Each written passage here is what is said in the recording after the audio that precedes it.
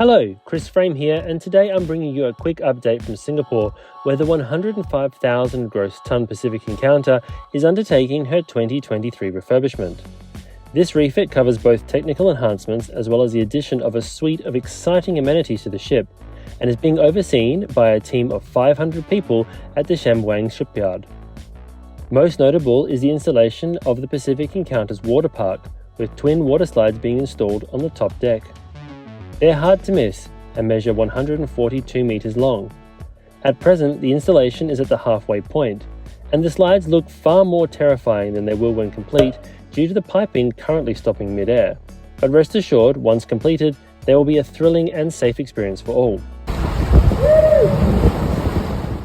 The refit also sees a number of P&O signature amenities being added to Pacific Encounter as part of the Australian Line's EDGE program, with a 55-metre-long zipline being installed on the top deck.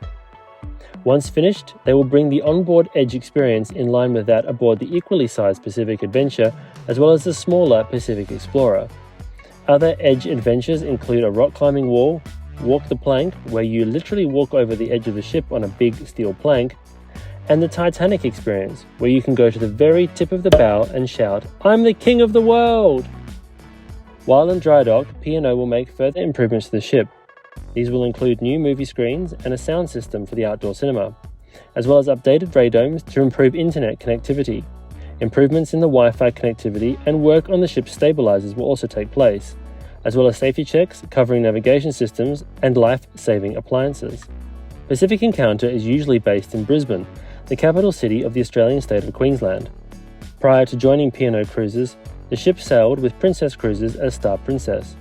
She's a Grand Class vessel, clocking in at 105,000 gross tonnes, and when full, she can accommodate 2,600 happy travellers. I hope you found this little update useful, and thanks so much for watching. Don't forget to hit that subscribe button for future cruise updates, and check out our podcast at thebigcruisepodcast.com for weekly cruise news updates and maritime history.